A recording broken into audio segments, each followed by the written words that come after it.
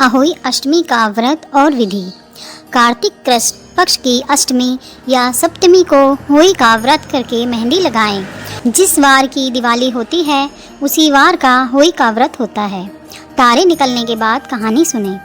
कहानी सुनने के समय एक पट्टे पर जल का लोटा रखें। लोटे पे सतिया बनाएं।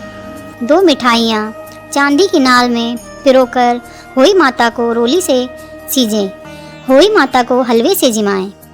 एक कटोरी में हलवा और रुपए रखकर बायना निकालें। 7 दाने गेहूं के हाथ में लेकर कहानी सुनें और चांदी की होई गले में पहन लें। कहानी सुनकर बायना सासू जी के पैर छूकर दे दें। बाद में दिवाली के बाद अच्छा दिन देखकर होई निकाल दें। जितने बेटे हों और जितने बेटों का विवाह हुआ हो उतनी बार 2 चांदी के मणिये अहोई में डालते जाएं। अहोई निकालकर अहोई को गुड़ से जिमा दें। जल का छींटा देकर रख दें। उजमन, अगर किसी के बेटा हुआ हो या बेटे का विवाह हुआ हो तो होई का उजमन होता है। एक थाली में 7 जगह 4-4 पूरी लेकर थोड़ा सा हलवा रखकर ऊपर से रुपए रखकर पानी का हाथ फेरकर सासू जी के पैर छूकर दे दें। अगर बहन बेटी अपने पास गांव में हो तो बायना निकालने के लिए भेज दें। कोई दीवार पर आटे से पोतकर गेरू से मांडे। कोई रंग से मांडता हो, सब तरह से रंग से मांड सकते हैं। अहोई की कहानी। एक साहूकार था जिसके 7 बेटे 7 बहुएं और एक बेटी थी। सब कोई मिट्टी लेने गई तो मिट्टी खोदते समय नंद के हाथ से स्याऊ का बच्चा मर गया। तब स्याऊ माता बोली कि मैं तेरी कोख बांधूंगी। तब नंद ने सब भाभियों से कहा कि मेरे बदले में तुम अपनी कोख बंधवा लो। तो 6 भाभियों ने तो मना कर दिया, परंतु छोटी भाभी ने सोचा अगर मैं अपनी कोख नहीं बंधवाऊंगी तो सासू जी नाराज होंगी, इसलिए उसने अपनी कोख बंधवा ली।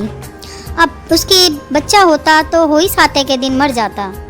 एक पंडित बुलाकर पूछा कि क्या बात है जो मेरा बच्चा होई साते के दिन मर जाता है। तब उसने कहा कि तू सुरही गाय की सेवा कर।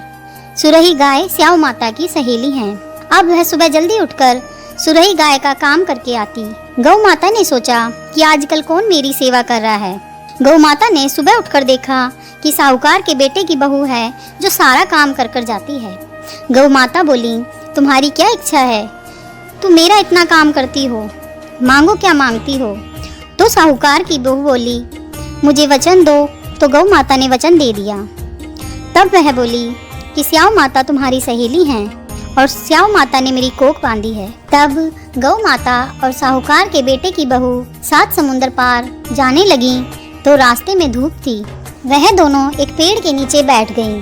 थोड़ी देर में एक सांप आया और पेड़ पर गरुड़ पंखनी का बच्चा था जिसको डसने लगा। तो साहूकार के बेटे की बहू ने सांप को मारकर ढाल के नीचे दबा दिया और बच्चे को बचा लिया। गरुड़ पंखनी आई। उसने सोचा कि मेरे बच्चे को साहूकार के बेटे की बहू ने मारा है तो उसे चोंच मारने लगी।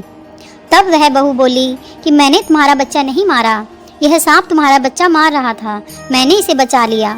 तब गरुड़ पंखनी ने गाय माता और साहूकार के बेटे की बहू को अपनी पीठ पर बिठाकर स्याऊ माता के पास पहुंचा दिया। स्याऊ माता बोली, आओ बहन, बहुत दिन में आई हो। और गौ माता से बोली कि मेरे तो सिर में बहुत जू पड़ गई हैं। तो साहूकार के बेटे की बहू ने उसकी सारी जू निकाल दी। तब स्याऊ माता बोली कि तुमने मेरी बहुत भलाई की, इसलिए तुम्हारे 7 बेटे और 7 बहू हों। तो बहू बोली कि मेरे तो एक भी बेटा नहीं, 7 कहाँ से होंगे? तब स्याऊ माता बोली, क्यों नहीं होंगे? तब साहूकार के बेटे की बहू बोली कि पहले मुझे वचन दो। तो स्याऊ माता ने कहा, अगर मैं वचन से फिर जाऊं तो धोबी के घाट की काकरी हो जाऊं। तब साहूकार की बहू ने कहा, मेरी कोख तो तुम्हारे पास बंधी है। तब स्याऊ माता बोली कि तुमने तो मुझे ठग लिया, मैं तुम्हारी कोख नहीं खोलती, परंतु अब खोलनी पड़ेगी। जा, तुम्हारे घर 7 बेटे और 7 बहुएं मिलेंगी और 7 उजमन करना, 7 मांडिया, 7 कढ़ाई करना।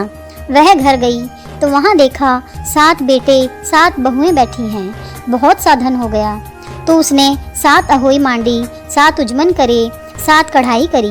अहोई अष्टमी के दिन सारी जेठानियाँ बोली कि सब जल्दी जल्दी पूजा कर लो, नहीं तो वह रोने लग जाएगी।